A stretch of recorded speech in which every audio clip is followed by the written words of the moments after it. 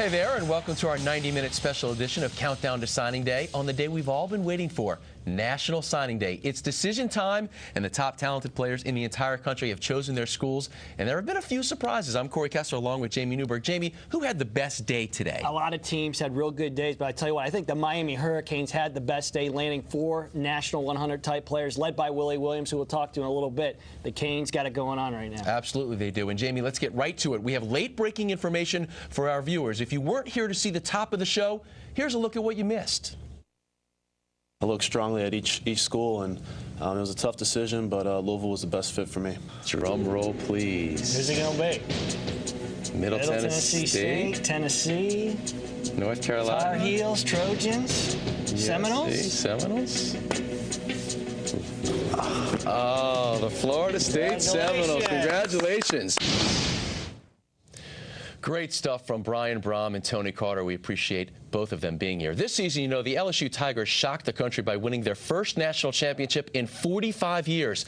It took head coach Nick Saban only 4 seasons to take the Tigers to the proverbial promised land, and that success on the field has translated to huge success off the field in the recruiting wars. For the second straight year, the Tigers have dominated recruiting in the South, landing the #1 class in the entire country. And we are fortunate enough to have Coach Nick Saban join us from Baton Rouge to talk about his stellar recruiting class. Coach, thanks so much for being here. We appreciate your time. Great to be with you today, guys. It's been a good day for us, and we're awful happy. Congratulations on the national title, Coach. And how much easier is it now for you now in recruiting now that you did win that national title? Well, I think that anytime you get that kind of exposure, it obviously affects your recruiting. But, you know, we had the start of a good year and had a lot of guys committed before we ever won the national title. But I think that, you know, when you establish yourself as a national dominant program, that more and more people are interested, and I think the exposure that we get certainly contributes to that. Coach, I guess when people think of LSU football, especially with you at the helm, they think defense first. But if you look on the offensive side of the ball, we saw what Michael Clayton and Devery Henderson did. Big play wide receiver. Skylar Green's still there. Last year, you go out and get Amp Hill and Dwayne Bowe. And this season, Xavier Carter and Early Doucette. Can you talk about those two guys? Well, we feel like we got 3 really top-class receivers in this group, and I think they're all explosive players. I think they're all a little bit different style. You know, Xavier's kind of a vertical guy, maybe a little bit like Devery. Early Doucette is an all-around player, physical guy. And I think Lavelle Hawkins is going to be an outstanding player for us as well. Now, obviously, defense taken care of. You go the D-tackle route with Claude Routon, Marlon Favorite, and Glenn Dorsey. You win the national championship with that great defensive front. How good can this trio be? Well, I think that last year we had a great recruiting class, and we had a lot of running backs, quarterbacks, you know, those types of guys. Didn't get as many linemen, but the 10 linemen that we got and the big people that we got at tight end, I think made this class special, especially the group of defensive linemen we got. And those inside players that you talked about certainly are the kind of thumpers that you look for to clog up the middle, and I think these guys can do it very well. Coach, as you really look up and down your class that you brought in today, what were your specific needs, and do you think you really, you know, got all those targets? Well, I think even though we had a great defensive team this year and led the nation in scoring defense in a lot of categories in the SEC, I felt like defense was our #1 need. We got 7 defensive linemen. We got 5 different linebackers. We got 4 or 5 defensive backs. So that was a big thing for us. Receiver was a specific need on offense. And we got 3 quality players, which we've talked about. And I think also the depth of the offensive line was big people on offense was a big thing for us. And the 3 guys we were able to land, we felt really good about: 1 tackle, 1 center, and 1 guard. So hopefully those guys will be able to contribute early in their career here. Coach Saban, is it easier now for you to recruit across the country? You know, you've obviously been able to do well in the southern part of the country, but after winning the national title, maybe a bit easier to go across country and get some of the stars out there? I think we established a program that got recognized in the state several years ago, and that's why we've been able to do a very good job in our own state here in Louisiana. But as we've won more and more games and gotten more and more national exposure, I think that has helped us recruit outside of our state borders and our boundaries, which has, you know, helped broaden our recruiting base, and I think that's good for us. Well, Coach, congratulations to you and continued success for Jamie and myself. We appreciate you taking the time to join us. Well, hey, I appreciate you guys having me on. This has been a good day, and it's always good to talk to you guys. Thanks. Thanks again, Coach. Congratulations. All right, Jamie, let's get right to it. What's not to like for Coach Nick Saban and what he's done in recruiting this year? You know, I tell you what, you look at LSU right now, and they're almost to the point, or they are at the point, excuse me, where Miami and Florida State where you're constantly getting great players and you're turning great players away. And look at some of the signings: Tremaine Johnson, Matt Stoltz, Brett Helms. They go to Arkansas. Ryan Miller, terrific offensive lineman. Herman Johnson. I forgot to ask Coach about Big Herman. How are they going to feed him? He's 370 pounds. Craig Steltz and Jackson, from top to bottom. It is just a stellar group. Last year they had the #1 class on signing day as well. So Nick Saban doing it on and off the field for the Tigers. Unbelievable for the Tigers, the Bayou Bengals. Coming up, we're going to take a look at the rest of the SEC West, including the surprise year that the Alabama Crimson Tide had in recruiting. We're going to be right back. Countdown to Signing Day is brought to you by Huddle House. Always open, always fresh. It felt great. I'm ready for a new beginning. You know, I did all I could in high school. Just looking forward to some good times at LSU. Try to compete for a position, you know, and just try to win that championship again, you know. Of course, Glenn Dorsey signing with LSU. Coach Nick Saban smiling once again, Jamie.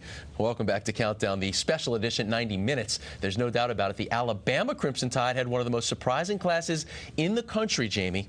They were the big surprise of the country. I mean, come look at Lorenzo Washington.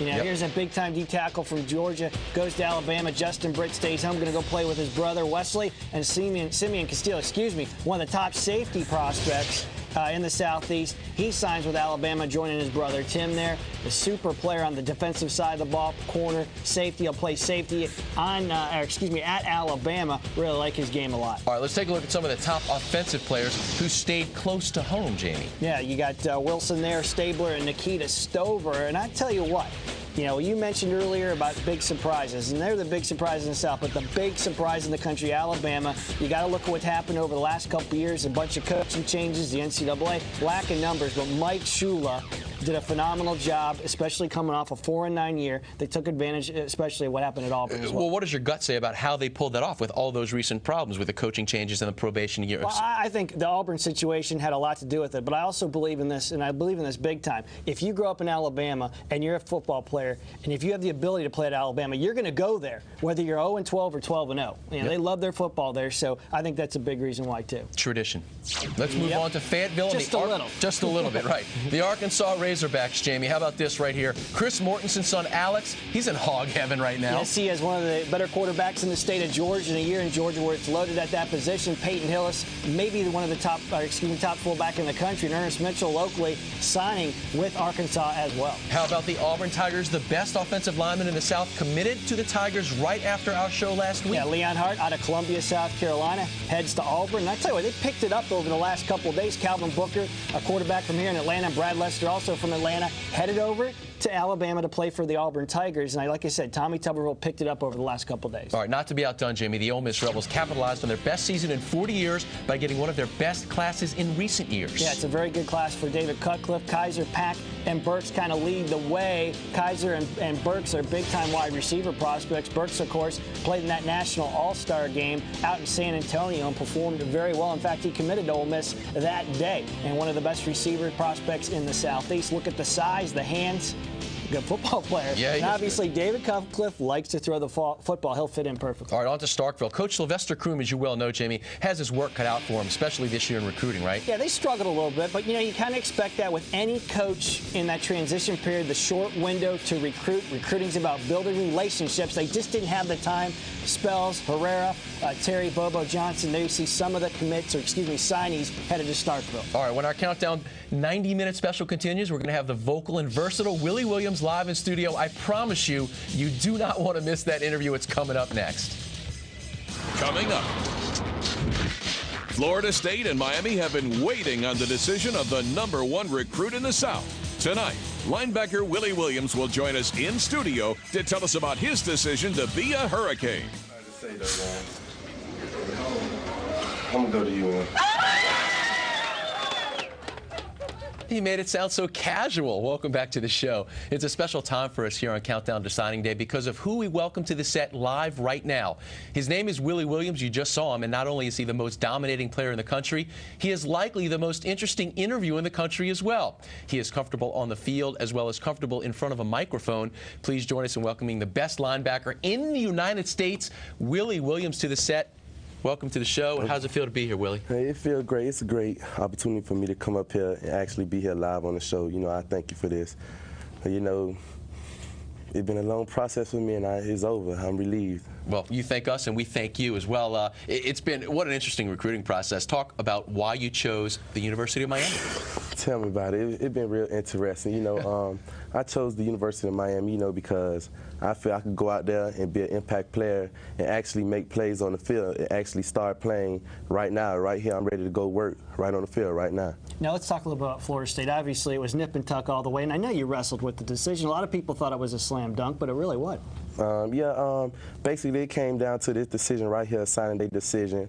When I was at my school, I actually had to ask for 5 more minutes, you know, just to think it over, talk with my family, talk with my players, talk with my friends, to actually see what I really wanted to do. And I felt that UM was where my heart was. Now, I think one of the most interesting things about the recruiting process for you was the diaries that have come out over the last couple weeks. Who had the best food? Florida State, Miami, Auburn, Florida. Let's talk about that. We know you love lobster. Yeah, I have to give the Florida State. You know, their food just was amazing. You know, they wined it down us with lobster, shrimps, strawberry daiquiris. You know, it was great. But, you know, UM, theirs was great, too. But I had to give the Florida State. They had the biggest steaks. Now, let's talk about you as a player. Obviously, you got all the skills. You led your team to the state championship, which I know is huge for you this year. Let's talk about you as a player. What do you think you bring to the table? What does Willie Williams do best out there? I feel I only can say one thing. The only thing I do best out there is actually make plays, cause havoc in the backfield. I feel that I'm a player who just can change the way of the game. I'm an impact player. I feel that if you ask me what kind of linebacker I am, I say a playmaker. Well, we know you're not going to play like King Tut because he was a long time ago, but Yeah. we have to refresh the viewers' memory of that. You were at Florida State, and you said you felt like you were being treated like King Tut. They fed you lobster, they fed you filet mignon. Where do you get that comfort in front of the microphone? It's nice to see, you know, with the young man. You know, I feel pressure don't bust no pipe. Like, everybody asks me, am I going to be scared to play in front of the big crowd and everything? I feel that basically will just make me play better, actually motivate me to make these plays out there. So, you know, I just feel so comfortable right now. It's just, I guess it's in the blood. Well, you fit in really well with us here on the set. How are you going to fit in with, you know, the University of Miami, where Ray Lewis was, and where do you see yourself fitting in with a long line of stars that were playing defense for Miami? I actually see myself fitting as, hopefully in the future, me being another Ray Lewis or the DJ Williams or just any other great linebacker who came through Miami. Hopefully, I got on a throwback. Hopefully, one day a kid be wearing my throwback, number 17 UM. That's Jerome Brown, obviously. Let's talk about Miami. Obviously, so much of enormous pride, especially with the players that have worn that jersey before. How many guys of those really recruited you and you met and gone through that whole process? Yeah, you know, UM, they have, like, it's like a family there. I noticed that all of them stick together, even if when they go to the NFL, they don't leave one fish at the bottom. So basically, I want to fit in with that pride, and I'm willing to just take it out on the field. Willie, not sure if all the viewers know, but you do call yourself the Predator. Why do you call yourself the Predator, and what really gets you going when you're out there on the field? What really gets me going is when the crowd get hyped. That make me want to make a play. I call myself the Predator. I feel everybody who on the opposing side of the ball on the offense, I feel they like food to me because I love to eat. You know, they like food to me, and I feel I ain't gonna starve myself. I got to go make the play. The ball carry a big steak or a big lobster, so I got to go eat them. Well, I know you're going to have a big appetite when you get to Coral Gables. Let's talk about your expectations next year as a true freshman, stepping on at a place like Miami with all that talent. How do you see yourself next year at Miami and your expectations? My expectation, I feel if I go in there, do what I got to do, practice how I got to practice hard and everything, do what I got to do, I feel I could actually be an impact player as a freshman, you know.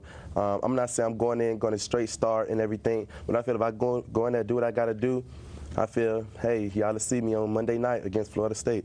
Willie, what's your favorite thing to do out there on the field? Is it sack a quarterback? Is it to hit a receiver? Is it somebody coming across the middle? What's your favorite thing to do on the field? Like I told Brian Brown, I'd rather sack a quarterback. We played him second game, so he's going to see a lot of me this year. Of course, Brian Brown at Louisville, so that's Miami's second game of the season. So look out, Brian Brown, right? Oh, yes. Oh, yes. Look out, Brian. All right, well, look out for you right now, but We have to test your hands right now. Can you catch the ball? Oh yes, I play like it's an interception. There you go. There you go. Don't let me run to it now.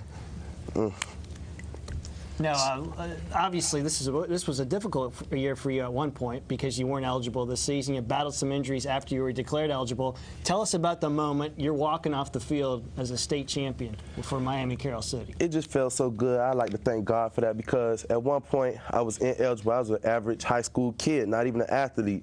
And then for me to just actually win state, it was a remarkable feeling I can't even explain. You know, it brought tears to my eyes. And basically, I just like to thank God for that. You're going to have that feeling once again at Miami, my friend, because you guys are loaded again with this class you're bringing in. Oh, yeah. Willie, thanks for joining us. The guy they compare you to, Lawrence Taylor, his birthday today, so maybe that's a good omen for you. Good omen there. All right, thanks, Willie. More to come on this 90-minute signing day special. Tennessee head coach Phil Fulmer is standing by. We'll have that for you in just a moment. Coming up, Tennessee head coach Philip Fulmer has had a great track record for signing some of the Peach State's best recruits. Did he sign any new volunteers from Georgia this year? He'll join us to talk about the Vols class for 2004. Huddle House, always open, always fresh. And by Atlanta IBEW Local Union 613, lighting up Atlanta for almost 100 years.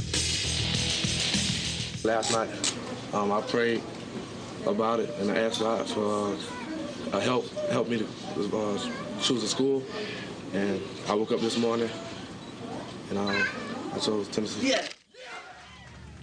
The Volunteer Nation ecstatic about the signing of quarterback Brent Schaeffer. You know, every year the SEC is one of the toughest conferences in college football, and the Tennessee Volunteers are one big reason why. Head coach Phil Fulmer and his staff have once again assembled a top 10 class of recruits to take into the 2004 campaign. Coach Fulmer has also taken the time to join us live from Knoxville to talk about this year's group of recruits. Coach, we really appreciate you taking the time to join us here on Countdown to Signing Day. My pleasure, guys. Coach, one of the big storylines this recruiting season has been the quarterback situation at the University of Tennessee. You go out and you sign Brent Schaeffer. You go out and you sign Eric Ainge. I mean, those are some incredible quarterbacks. What are you getting in those two guys? Well, I think two really outstanding young men, first and foremost, guys that are great workers, and both of them come from passing style of offenses. Both of them are athletic guys that have outstanding arms. So we're excited to get them in our mix and see what they can do and how they fit in with what we've already got here at Tennessee. Coach, it seems like you hit the needs at all the positions, and one in particular I love with what you did is that offensive line, and it's led by Big Albert Tawina already on campus. Can you talk about your OL group?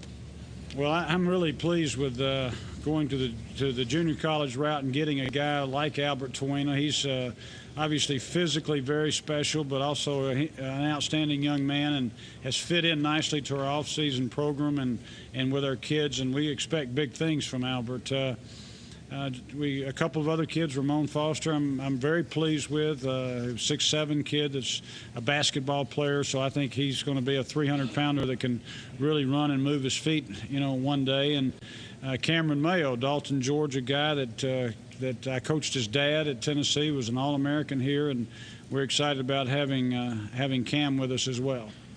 And then obviously the defensive line, you go out and get two guys in Xavier Mitchell and locally DeMonte Bolden. Can you talk about them? Well, DeMonte, I think, is really going to be a really outstanding defensive lineman, and he's also a guy that we like because he is close to home and is going to be I think, an impact-type player for us. Coach I didn't Fulmer, hear the second part of that. No problem, Coach Fulmer. I interrupted you there. We appreciate your time to join us here on Countdown to Signing Day. You obviously have to be pleased, and we're very pleased that you took the time to join us. My pleasure. Thank you. Thanks, Coach. Congratulations. He does. All right, Jamie, a look at some of the big signings for the Vols. Yeah, super linebacker group, Ayers, Mayo, and Reynolds. Those guys can all play big-time football. Mahalena and Tawina, big-time college or junior college prospects. Jakari Williams, one of the top running backs in the Southeast. This is another solid group. I love the fact that they hit at every key position. Yeah, some big signings, obviously, for the Tennessee Volunteers. But the biggest hole and the biggest need they had, they filled. They got Eric Rick Ainge and they got Brent Schaefer, the quarterbacks. It had to be. It was imperative that they sign quarterbacks because last year they struck out with quarterbacks. Now they got Ainge, they got Schaefer. They filled that need big time. Now, obviously, only one quarterback can play. But what we have seen with Philip Fulmer in the past is go get Brandon Stewart and Peyton Manning. Go get Rattay and Clausen. In the end, it works out because one emerges. They got two big-timers. So, I mean, they're going to be in the thick of things next year, as they always are in the SEC. Yeah, as long as the quarterbacks step up and play. But the bottom line is this. Tennessee football is about knocking people off the line of scrimmage, running the ball, using play action. I love the OL group they brought in because that's what Tennessee football is all about. Get it done in the trenches. That's what it's all about. All right, coming up in this special edition of Countdown to Signing Day, the signings of the rest of the SEC East. We're just rolling along. Please stay with us. Coming up, we'll have more reaction to the day's big events as our National Signing Day special continues.